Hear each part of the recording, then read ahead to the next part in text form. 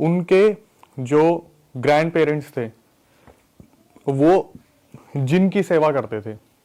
अच्छा, जिन की सेवा करते थे वो, कि मतलब जैसे आप पितरों को पूछते हो, भगवान को पूछते हो, कुल देवी देवताओं को पूछते हो, वो लोग जिन की सेवा करते थे।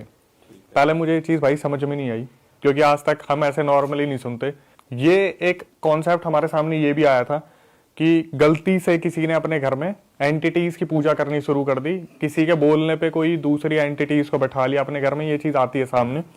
इस बंदे ने बताया कि भाई ये इंटेंशनली इनकी पूरी फैमिली जो थी वो जिनों की सेवा करती थी। अपनी इच्छा पूरी करने के लिए ये लोग जिन को, जो जिन्स होते थे, उन्हें मीठा खिलाया करती थी। मतलब मल्टीपल जिन्स थे। ओके।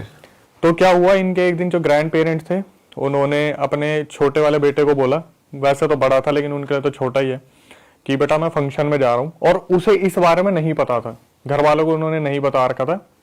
उन्होंने बोला कि वो सेवा कैसे करते थे, मीठा खिलाते थे।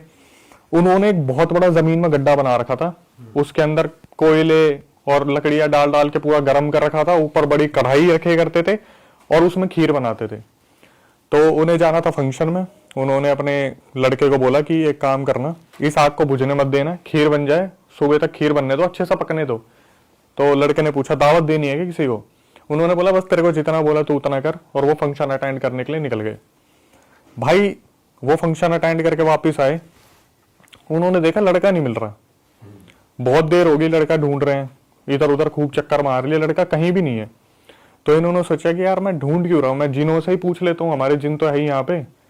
तो उन्होंने बुलाया जिन को और उससे पूछा कि लड़का कहाँ गया, दिख नहीं रहा, पूरे गांव में ढूंढ लिया।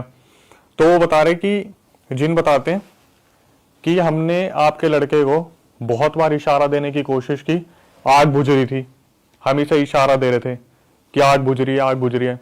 इसने सुना नहीं, तो हमने आपके लड़के को भट्टी में डाल दिया, उसी आग में डाल दिया। अब भाई इनके जो ग्रैंड पेरेंट्स थे वो इतना ज्यादा गुस्सा हो गए, इतना ज्यादा गुस्सा हो गए, उन्होंने उस टाइम के जो आघोरी थे, तांत्रिक थे, उन्हें बुलाया और साफ बोल दिया आज के बाद हम जिन की पूजा नहीं करेंगे, इस पूरे सेटअप को तबाह कर दो और इन सारे जिनों को बांध दो। यहां पे हो गए मुद्दा खत्म, जिन बांध दिए, खत्म। अब जो मनोज चौधरी मेरे पास आ रखा है वो मुझे बोलते हैं कि अक्षय भाई मैं जब छोटा था, अप्रोक्सीमेटली 10-12 साल के रहे होंगे, वो अपनी दादी के पास गए और दादी से कुछ पैसे मांगे होंगे उन्होंने कि मेरे को कुछ चीज खानी है, ये करना है, वो करना है। तो उसकी दादी ने मना कर दिया। इसने क्या करा, देखा जब दादी कमरे से बाहर चली गई, इन्होंने उनका संदूक खोला, उस संदूक में से ढूंढना शुरू करा, कुछ तो मिले। मैंने पॉडकास्ट में डायरेक्ट बोल रखा आप चोरी कर रहे थे। तो उन्होंने बोला भाई अब मैं क्या करूं, मैं ढूंढ रहा था उस टाइम पे। उन्होंने क्या करा, ढूंढते ढूंढते ढूंढते ढूंढते वो जो जिन बांध रखे थे ना वो सारे के सारे खोल दिए। तो जिन संदूक में बंधे हुए थे? संदूक किसी मॉडल में थे, क्या थे, किस पे बंधे हुए थे? संदूक में ना महादेव की एक त्रिशूल थी, उसके अंदर कुछ सेटअप पूरा बांध रखा था पोटली के अंदर। अच्छा। उसे लगा पता नहीं सिक्के विक्के रखे होंगे, उसने वो पूरी त्रिशूल भी खोल दी। एक तो प्रोटेक्शन के लिए थी त्रिशूल, और वो जो पोटली थी वो पूरी की पूरी पोटली खोल दी। खोलने के बाद अब ये अपने पैसे वैसे तो मिले नहीं, ऐसे कैसे संदूक रख के, और ये अपने मनोज चल दिया बाहर। अब दादी आई, दादी काफी देर तक बैठी रही, और जिस इंसान के साथ ये पहले कभी हुआ होगा उसे तो फील हो ही जाता है। तो उन्हें कुछ नेगेटिव सा फील हुआ। उस रात मनोज के साथ बहुत बड़े बड़े इंसिडेंट हुए। जैसे रात को बच्चे टॉयलेट करने के लिए उठते हैं तो मनोज बाहर गया, उसे ऐसा फील हुआ जैसे कोई परछाई है। उसने सुबह उठ के बताया कि मेरे को बुरे सपने आ रहे हैं, मुझे कोई चीज दिख रही है, चिल्ला के भाग रहा है, वॉशरूम गया था रात को। तो दादी ने बैठाया उसे, इधर आ बेटा, तू सच सच बता तूने क्या गड़बड़ करी है। उसने साफ बता दिया, दादी मैंने संदूक खोला था। भाई उसकी दादी ने सर पकड़ लिया, समझ गई, वो समझ गई कि कर दिया, बहुत तगड़े वाला कांड कर दिया। जो इतने सालों से बंद पड़ा था सब कुछ, वो खोल दिया इसने। और ये आसानी से बंद भी नहीं हो पाते, वापस से कैद नहीं हो पाते। अभी आप देखना कि कहां तक चला गए। ये जो मेरे सामने बैठ के वो बंदा क्या क्या बोल रहा था, 2 मिनट के लिए हमारी सांसें रुक गई थी। ठीक है। अब वो बंदा सामने बैठा हुआ और खुद बता रहे हैं। आप इमेजिन करो कि एक तो होता है कि रिकॉर्डिंग आ रखी है, ये बंदा सामने बैठ के बता रहे हैं। मैं बोला ठीक है। फिर बोला दादी ने कि एक काम कर, तो अपने पापा को बुला ले। भाई पापा को बुला लिया, उनके पापा को बता दिया इसने ऐसी ऐसी गलती कर दी। अब ये इन जिनों को बांधने के लिए जिस भी तांत्रिक को बुला रहे हैं उन्होंने हाथ खड़े कर दिए। ये तो भाई वो उस टाइम के थे तांत्रिक जो बांध के चले गए, हमारे बस की तो है नहीं। धीरे धीरे भाई अलग अलग लोगों को दिखाया। इसके साथ ये चीजें रुकनी बंद नहीं हुई, हो ही रही है। सिर्फ मनोज के साथ हो सिर्फ रही है मनोज के और साथ। घर वालों के साथ भी? अभी सिर्फ मनोज के साथ हो रही थी। धीरे धीरे धीरे धीरे इसके साथ ऐसा हो गया कि जब भी अंधेरे में जाएगा ना, इसे कोई चीज दिखेगी दिखेगी। अप्रोक्सीमेटली इसकी एज हो गई है मनोज भाई की 42 आई थिंक। देखने पे पता नहीं चलता, देखने पे थोड़े छोटे लगते हैं, मेंटेन कर रखा अपने आप को, बाल वाल लंबे कर रखे थे। मैंने बोला भाई अब एक बात बताओ, है क्या चीज, हुई नहीं हुई सॉल्व?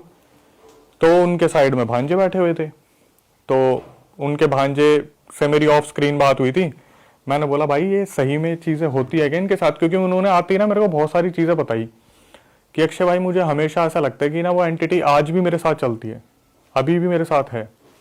तो जब ऑन कैमरा हम इस बारे में बातें कर रहे थे ना, जैसे मनोज भाई ऐसे बैठे हुए आराम से, तो उन्होंने अचानक से बोला, मैंने पूछ लिया उनसे कि भाई आप बता रहे थे आपको लगता है वो एंटिटी आपके आज भी आसपास रहती है? बोला भाई मेरे को लग रहा है मेरे साथ में बैठी हुई है। और वही स्टूडियो में? वही स्टूडियो में। और मैंने उस चीज को हवा नहीं दी, लेकिन जब वो पॉडकास्ट कट के आया एडिट होने के लिए, तब उस वाले पार्ट पे पूरा कैमरा डीफोकस हो गया, पूरा ब्लर हो गया अपने आप, जैसे कैमरा उस पे ही किसी और चीज पे फोकस करने की कोशिश कर रहे हैं। अब वो जो भांजा था वो एक एस्पिरेंट है, वो गवर्नमेंट की तैयारी कर रहा था, तो वो इन चीजों को मानेगा ही नहीं। ठीक है, जो बंदा साइंस और लॉजिक ढूंढता है वो नहीं मानता। मैंने उनके भांजे को कैमरे पे तो नहीं आने दिया, लेकिन उनके भांजे से पूछा कि भाई आपको कैसे बिलीव हो रहा है कि आपके मामा जी सच बोल रहे हैं?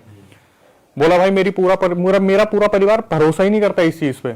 लेकिन हुआ क्या, मैं आ रखा था इनके यहाँ पे रुकने के लिए, 4 दिन के लिए रुकने आया था वो, तो मामा जी मुझे बिना बताए निकल गए कहीं पे काम से, और मैं आराम से सोने लग रहा था। मेरे कान में कोई आया और पता नहीं क्या फुसफुसा के निकल गया। इसे लगा इसके मामा आए होंगे, कुछ बोल के गए होंगे, सो रहा था, इसने सुनी नहीं। इसने अपने मामा को फोन करा कि मामा जी आप कुछ बोल के गए हो? बोले बेटा मैं 200 किलोमीटर दूर हूं तुझसे, मैं वहां हुई नहीं। तब इसे यकीन हुआ कि भाई इनके साथ तो सब कुछ ना कुछ एडी टैडी चीजें हो रही है।